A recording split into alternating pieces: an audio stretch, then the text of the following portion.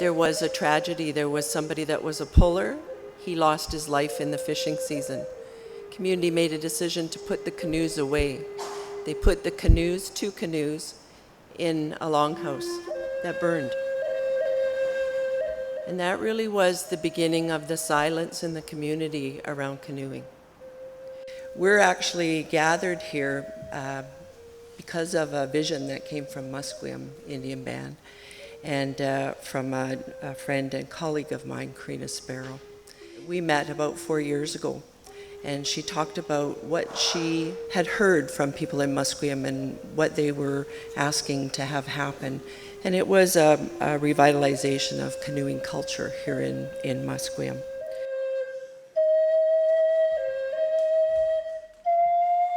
It had 4 deliverables in it. One was to find a log, and we found a 350-year-old log, to turn that red cedar log into a canoe, to document the stories about canoeing in Musqueam, for the youth in this community to go on tribal journeys or canoeing journey, and then this conference.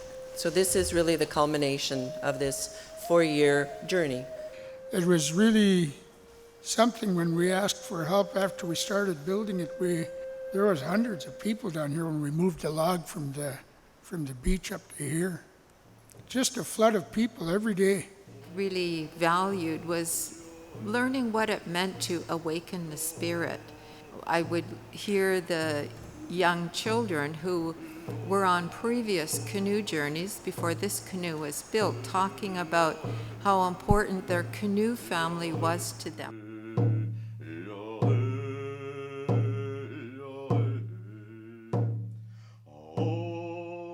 And welcome to all of you, as our ancestors in the past have done, that welcomed the first visitors to this land, the land of the Hunkaminam-speaking Musqueam people.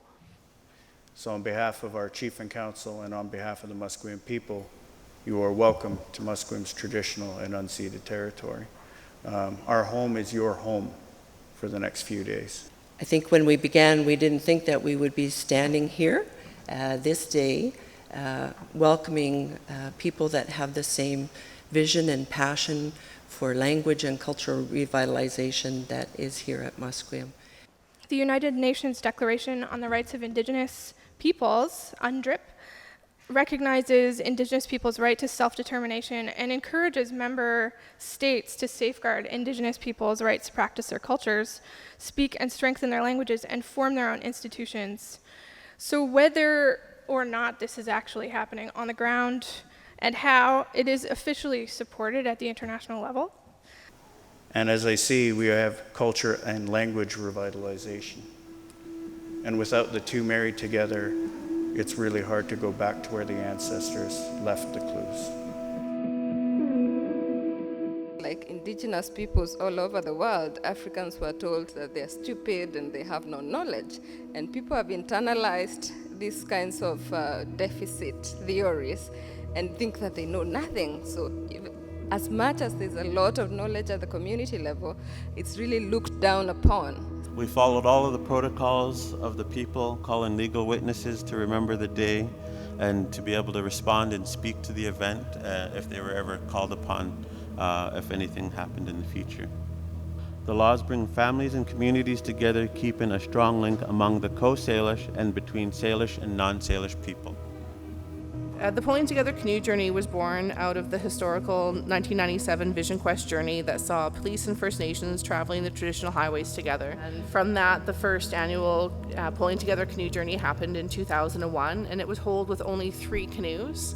The journey has grown from 75 participants in those 3 canoes to about 500 participants. You know, we don't always bring the easy kids out with us. That's not the point. I think sometimes we want some of the more difficult ones that need that extra push, the extra help. He said that on the journey, this youth was a different person. This youth was drumming and singing and happy and entirely different individual. The safe and inclusive nature and the cultural relevance of the journey was what brought out that, that youth to be the best person he could be. So I study indigenous knowledge systems and their application in forest governance in the Kenyan context. So how to use indigenous knowledge systems to better protect forests and community livelihoods. Sadly, many sacred places are destroyed every day out of ignorance, out of faulty laws, out of invisibility. So that's a big part of this work. I'm here to talk about Mbashi, which is part of the All My Relations Indigenous Research Hub. What it is an opportunity for the Indigenous academics at Thompson Rivers University to come together and do research for our communities and with our communities that's about Indigenous wellness. Because of the theme of this conference on revitalization, it is so integrally tied to health and well-being, not only at the community level, but also at the individual level. But so all these mindful activities, it's built into our culture. Long distance running, sweat lodges, dancing, singing, meditation, fasting. This is all mindfulness. And in those moments of doing that, it's like you retrain yourself and you can reparent yourself and you can reprogram yourself from harms that have happened. And you do it in a way that you use every part of your body.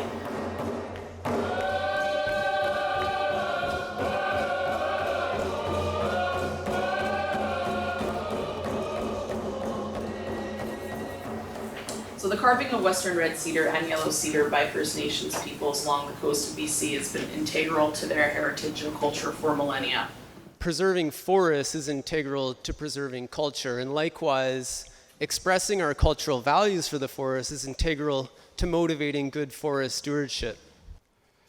And when we go to other places, and I really do appreciate the art that I see in this building today, because to me, it means the people from here also have a long history and teachings that have been passed down from generation to generation. I can see that depicted in your art. I don't need you to read a book about it, I just see your art. We're able to connect with Joe, who came out to the field with us, and he assessed every individual cedar tree and basically determined what its potential cultural uses might be. Carvers also wonder if there will be enough large, high-quality cedar left in the forest, especially trees big enough in diameter for canoes. Again, large cultural cedar, so these are the trees that are of large diameter, over 1 meter, could be up to 2 meters wide, and so they have certain characteristics that have to do with knots, twists, rot. So, of course, these are the same trees that are desired by logging companies, right? Those are the merchantable trees. It took a long time to find a log. And it shouldn't be that way. Musqueam has no business having to ask Ministry of Forests or a logging company or another nation for that matter for a log. So when you remove that bark and you take a strip from the tree, that portion of the tree can't grow, but the tree is adapted, it heals over, it's resilient to that change. And so the oral histories will tell you, I've been told, that when you strip the bark, you take only a narrow portion so that you leave that tree living, and that you wait for it to heal before you can take bark again from the same tree. So the loss of large cultural cedar would mean the loss of practical uses for cedar, but also the loss of many ceremonial, medicinal, and spiritual practices as well.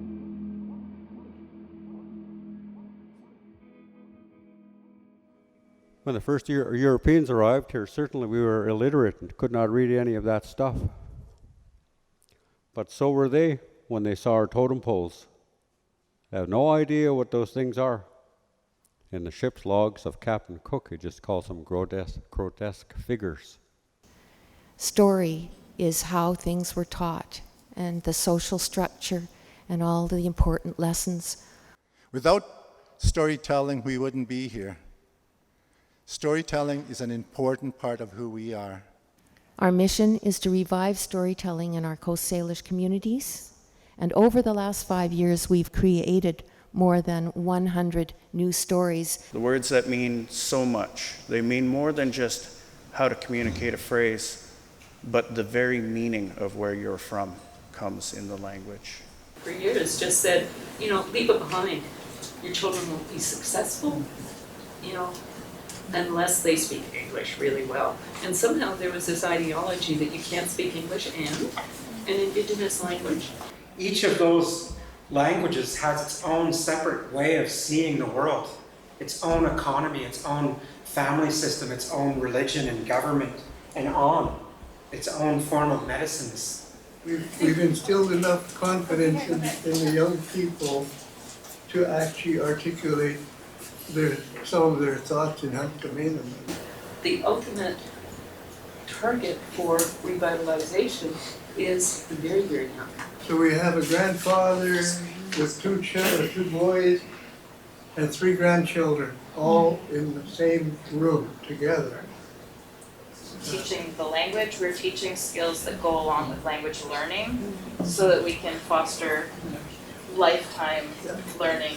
Through all these wonderful projects that the students do, the stories and the songs are donated to our preschool, and as part of the protocol, we own the language, and so therefore we benefit from those projects and have more stories to share with our younger ones and to continue to keep that going. This is what we've been working for 20 years, to have someone else stand up and say, I love how we write our language. We're in a process where we're in the first term of a 2-year graduate diploma that's being co-created with the nations and the Northland School District and SAK. Pre-European contact, our indigenous peoples in North America really thrived, and we had complex systems. So we began to sit in circle and talk about, well, if we wanted to help teachers find a different way, what would it look like? So what we're doing is we're taking the knowledges and the perspectives of the Indigenous worldviews and practices and the knowledges and perspectives of the Western world, and we're braiding them together. And so part of this program is to get people to understand what we've been through. Because only by doing that, only by knowing how what the children have lost, what the nations have lost, can I come to understand what a powerful impact that has. We started to recognize that we basically have an opportunity here to build 26 ambassadors. The impact that they can make, it's like echoing our words and our elders' words through us out to help the children. What binds the southern Utah, all of that diversity, is something called the salt songs. They're very sacred songs that are used mainly at wakes and memorials and funerals. And in the late 90s, early 2000s, there were only about 8 people left who knew how to sing these songs. And there were actually only 2 elders who knew the whole song cycle, which is about 142 songs that have to be sung in a particular sequence. We were asked to come and help record their songs for them because the elders felt that they were going to be lost. No young people were actively learning them. The number of fluent speakers of First Nations languages has declined since 2010. However, the number of semi-fluent speakers has risen. So this speaks to the success of language revitalization initiatives. And I know that many people, and all along the coast here, people had another language, it was Chinook jargon. And you don't hear that anymore. And that's a language that was lost, that was kind of an international language of the coastal peoples here. And the Ohlone people, where I live, they had no fluent speaker for about 60 years as well. And now there's about 5 young people who can pray, sing, and have conversation. Language programming also appears in several sections of the recommendations of the TRC. Indigenous language pedagogies need to be decolonized. And moreover, that a lot of colonial language pedagogies, there's ways of teaching language or ways of thinking about language, attempt to disembody language from other things. And spirit is another thing that gets removed and separated out of the teaching and learning process in many institutional contexts. I think a great part of decolonizing is to start with the community definition of language and to build everything around that. Shelley opened up quoting Sean Wilson, "If research does not change you, then you have not done it right." And that really struck a chord with me. As a researchers, as community members, as human beings that we are in some way co-creating or producing knowledge, what are we doing with that knowledge? And it was mentioned that it needs to be shared in a good way. a lot of emphasis on the power of stories as the carriers of memory, as instruments of teaching, as instruments of learning, and as instruments of recording histories for the community.